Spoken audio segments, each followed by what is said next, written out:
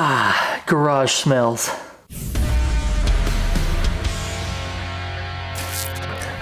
What's up, y'all? Welcome back. We are back from Germany and we have a lot of things to do here. We got to fix the brakes, we got to fix the fuel leak, we got to fix some other knickknacks we have on our board over there, so let's get right to it.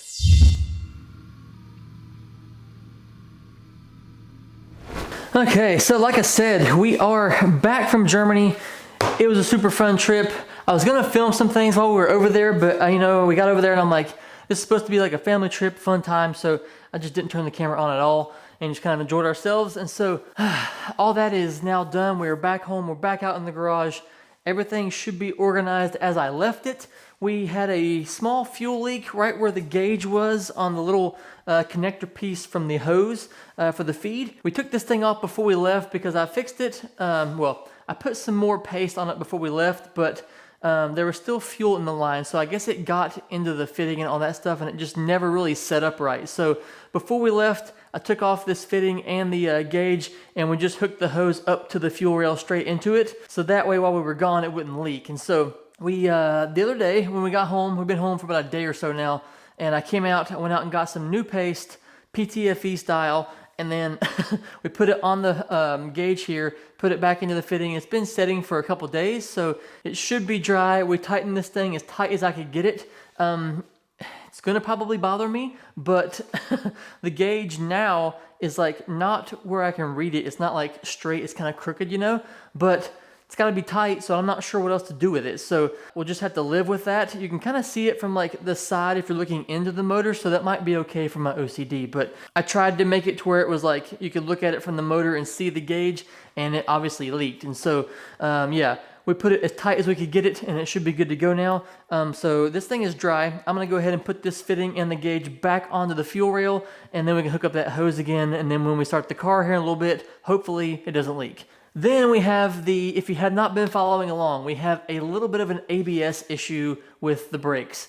3 of the brakes bleed, the passenger rear does not. It's not getting any fluid whatsoever. I thought about it after I put up the last video before we left, and then I saw some comments about how you're supposed to have the car on, or it would help to have the car on. So within the first start and the other start with the 20-minute revving and all that stuff, I never hit the brakes. And so I'm gonna start the car in a little bit.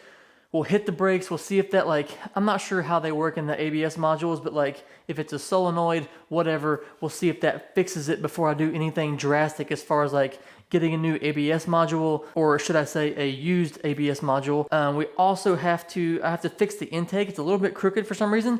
I'm not sure why, but I just saw it as I was walking around the car here before I started filming. It's a little bit crooked. And then I also saw on the manifold, let me show you. This is finger tight now, but this corner bolt, or this nut right here, had almost vibrated all the way off, I guess. So I'm gonna put the wrench on that and tighten that up. So yeah, that is a quick catch up on everything that's going on here as far as I know. So let's go ahead and get that pressure gauge onto the fuel rail. So I wrote all this stuff down before I left, and I just looked over there, and we also have to tighten the alternator belt. As you may have heard if you've watched the last 2 previous videos, we got a little bit of a squeak going on whenever we start the car, and I need to tighten up that alternator belt to take care of that, so we will do that next as well. I was gonna say, there shouldn't be that much fuel coming out of this thing, so all right, let's put this gauge back on here. Yeah. And then we can reconnect this here feed right to the gauge and the adapter. It's not really an adapter, it's the same size, it's 8 line, but you get what I'm saying. Tight and tight. That should be solid. I guess technically I could have just started the car without that fuel pressure gauge on there because the fuel pressure is already set, but you know what, whatever. Okay, just got the alternator adjusted. Having that EvoSpec performance alternator adjuster thing really makes that easy. I mean, granted, it's not any easier than the automatic adjusting thing that came on at OEM, but we couldn't fit a bracket, etc., etc. We have this thing on there now, but the belt feels much tighter than it was. So, like I said, we'll start it up. If we still squeak, then we will have to adjust it some more. Okay, I just want to make sure these little bleeders are tight on here. Really, my main objective today is to just get this ABS thing situated and just, you know, be able to do the first drive. It's kind of hard to do a first drive without working brakes, and so just got to get this thing figured out, and then we can move on from here. All right, we got the garage door open, and so I apologize because the cicadas are losing their mind. Let's see, I gotta fix the battery back here. I gotta turn that on. I say turn it on, but I mean reattach the ground right about here. Everything back here has to be cleaned up a little bit. It's just kind of temporary right now. Like all this stuff. This is permanent, but all right, that's on there. Flip the breaker, and we should have power. Light is on up on the dash. Good to go.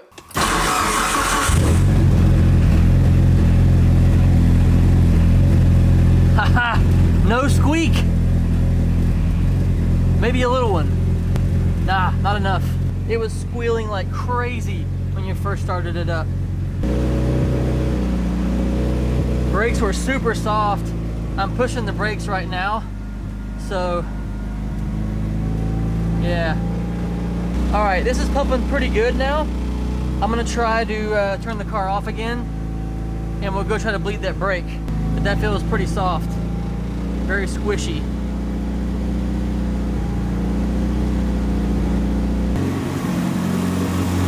We got no leaks down here. Fuel's not leaking out. Looks good. Hell yeah. God dang it, another coolant leak. What the frig is happening? I mean, that's a pretty steady friggin' leak. Where are you coming from? I'll have to figure out where I can even look up in here and see. I don't know where this one's coming from. This is in a different spot than it was before. With that much coolant, you would think it would be incredibly easy to tell, but I don't see anything. There's nothing coming off of the loop hose we had before that issue with on the small one or the big one. What in the world? Where's it coming from? What could you be? Okay, so I don't know where that leak is coming from. I think it's from the heater core lines going into the firewall. That's the only place I can feel on there that is like wet when I rub it. But with that much fluid, you'd think there'd be more, but I didn't see anything. I think I'm gonna have to start it again and then just watch up there and see what's going on. But in the meantime, I want to check this brake and see if we can get this thing bled and see if we can get fluid to the back of this car, because that was the whole point of doing that anyway. So let's fix this first, and then we'll figure out that fluid leak in the front. I've got the pressure bleeder at the front of the car, so we're putting pressure on this line. Let's see if we can get some fluid. Oh shit. There's bubbles. Bubbles? Yes. There is fluid coming to the rear. So that was the issue. Just had to have the car on and running, pump the brakes a little bit. All right, man, what absolute mess. Let me continue to bleed this and we'll jump back. Holy crap. Oh, this is such a good sight to see coming from this rear caliper. I was really stressed out about this before we left, but I think I was in a rush and just trying to get things done before we went out of the country. But man, these bubbles and this fluid is just what you want to see.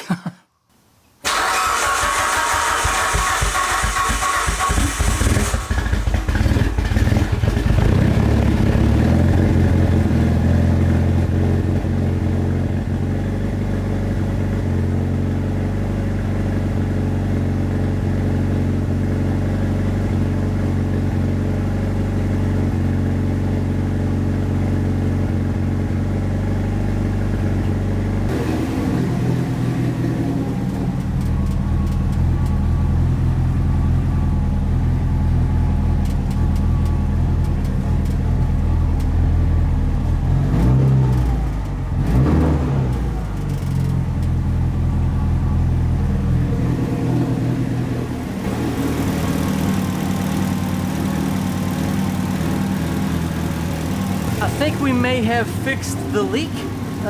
Those two heater core lines, I moved the clamp back a little bit and I'm not seeing anything. So I think it's fixed. I'm gonna keep an eye on it for a little bit and we'll let it run for a little bit longer, see what happens. Son of a bitch. So when it gets to operating temperature, it is coming out again, right down here. But I put a towel up here, so I know it's coming from those heater core lines. Ouch, that's hot. So maybe the clamps are not getting tight enough. I'm not sure. Those are brand new, like OEM clamps. They're brand new OEM hoses. I just don't know how to fix that right there. I have been chasing coolant leaks all over the place since we started this thing the first time. I'm getting a little tired of chasing them. Hopefully this is the last one. It's the only place it's leaking, so if we can get this fixed, we should be in good shape. Okay, I think I found the potential issue for the coolant leak. Take a look. I did some digging on some of my older photos, and it's probably in the manual, but I haven't looked at it yet. I gotta go on the computer there and double check that and make sure I'm right. But the hoses are going where they're supposed to go to the motor. But this 8 and that 9 need to be switched. The 8 has to be on the left and the 9 has to be on the right.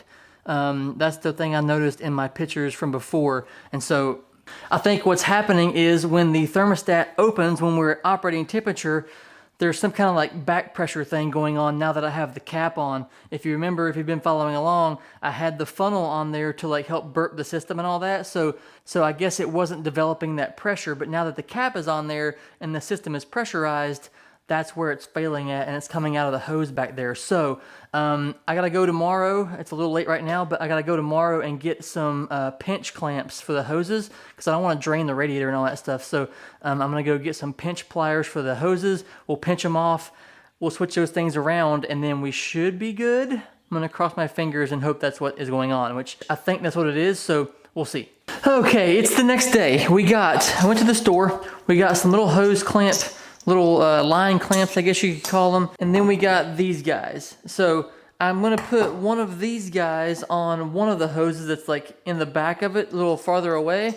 And then this one I should be able to get on the hose closest to me. And then we will try to take off these heater core hoses, switch them around, and I'm pretty positive that's gonna fix our issue. Even though I have these clamps on here, I still feel like there's gonna be quite a bit of coolant going somewhere I don't want it to go. Just try to do as much preventative blockage as I can. Both hose clamps are now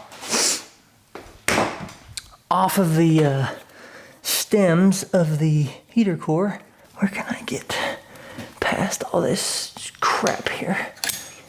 Come on! It would probably be helpful if I would take off this upper intercooler pipe, but I really don't want to do all that right now. So we'll just deal with what we got. Okay, that is now on there. So I guess now all we gotta do is pull off these hoses. Off we go. Yep, that's leaking out pretty good. Okay. Luckily the towel is there. It did come out of the heater core. I know you guys can't see in here, and I do apologize, but I'll try to show you what we're doing here. Let me zoom in. I know if I zoom in, I'm gonna get in the way with my arms, but there is what we're working with. We got the heater core line off. We're getting ready to take off this one right here. That works. All right, that hose is on there. Now, I'm gonna do the old switcheroo real quick. Hose number 8 goes over here. Slide it on. Oh, and there we go. Hoses have been swapped. Woo! It really wasn't all that bad. Annoying, because I told myself the entire time I was putting this thing back together, I was like, these heater core lines, you know, they go a certain way. I kept the one hose on the water pipe, thinking like, this will show me where it has to go. And it did. I had them in the right places on the block and on the water pipe, but I mixed them up there for whatever reason. Don't know why I did that, but I guess it just shows me that, you know, no matter how close of attention that you pay, you can still make oopsies, which is what we did. So let me get this towel out of here and then put those clamps, those hose clamps back on up on the hoses, and then we should be able to fire this thing up. It's absolutely pouring the rain today, so I'm gonna try to catch it between the break and the rainstorm to fire this thing up so I can actually open up the garage door to let some of the fumes out in here. But here we go. If we have another leak, then we obviously have another issue somewhere, but I am 98% sure that this is gonna do it. Okay, I checked the fluid level in the radiator and we're still at the very top. So I'm gonna start this thing up and I'm gonna let it run to operating temperature and see if we leak anymore. And then I'm thinking about putting the funnel back onto it and then letting it run to like burp anything out that we may have had in there from switching the hoses around, or maybe just had it still in there from before. So we'll start it up, get it to operating temperature, see if we leak, and go from there.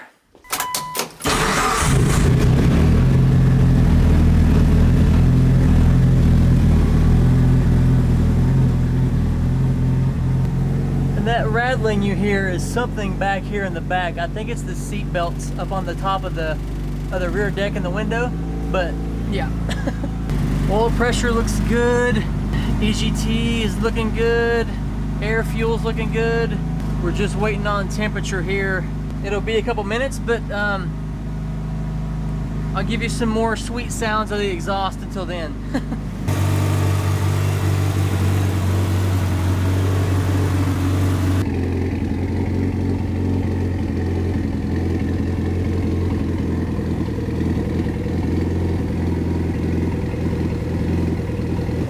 So we have some smoke coming out of the exhaust. I'll have to check on that and make sure we keep an eye on that, but I think it's just probably, it's a little humid right now. It's pouring the rain, moisture in the air, whatnot, so we'll keep an eye on that. But we are getting close to operating temperature. We're about 150-ish. We're almost halfway on the OEM gauges, so we should be getting close to that thermostat opening up and we can see if we have a leak.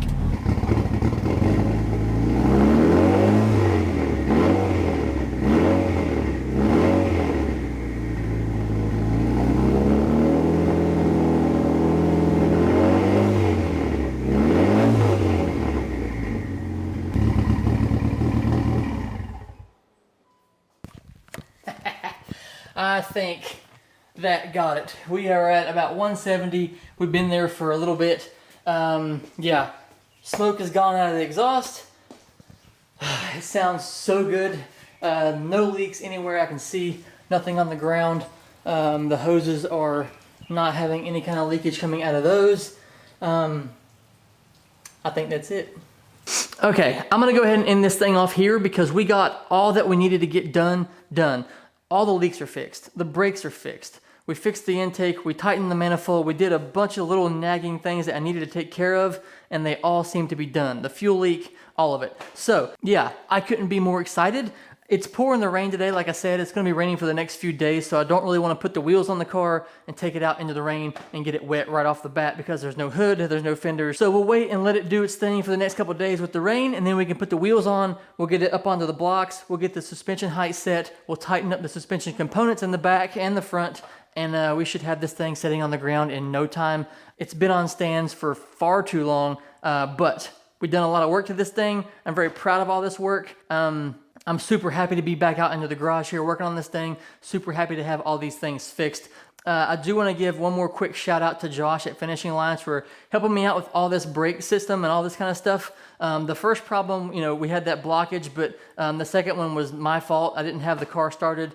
All that kind of stuff with the ABS, everything we had going on was not his fault. And so he was super understanding, getting me parts I needed, didn't need, all that kind of stuff, trying to help me out and doing what he could to get me squared away. And I really appreciate that. And I cannot wait to work with him on the truck project with the brake system and stuff on that. And so, yeah, very, very pleased. Can't wait to see this thing sitting on the ground again finally. And yeah, thanks for watching. I do appreciate it very much as always. Drop a comment down below. Let me know what you guys think, and I will see you in the next one when this thing is sitting on the ground, hopefully.